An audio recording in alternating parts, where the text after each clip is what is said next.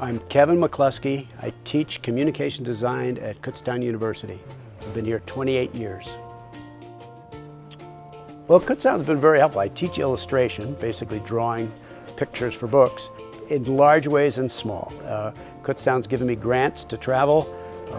I've managed to get to Mexico with students and open my eyes to all sorts of different sorts of art. So in ways large and small, Kutztown has had my back.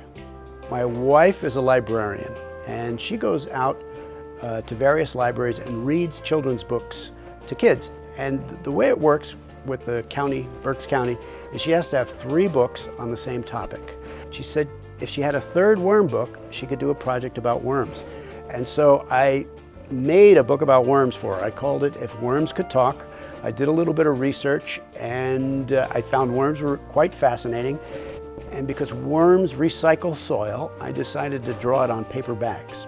I wrote a book years ago called Mrs. Fitz's Flamingos back in the 90s, but in the recent years I've been doing science graphic novels for kids, and it began with We Dig Worms, The Real Poop on Pigeons, Something's Fishy, and coming in the spring there'll be one called Snails, Just My Speed.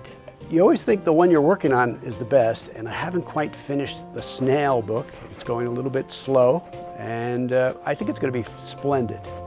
I teach an introduction to illustration where the students work with pen and ink and pencils and paints, traditional media. I think my students are surprised that so many books are still done with the old-fashioned media, and really it's something I'm better at.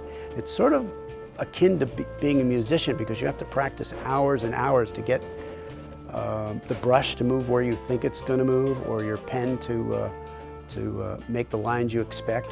So it takes a lot of practice, and illustration classes are what I teach the most.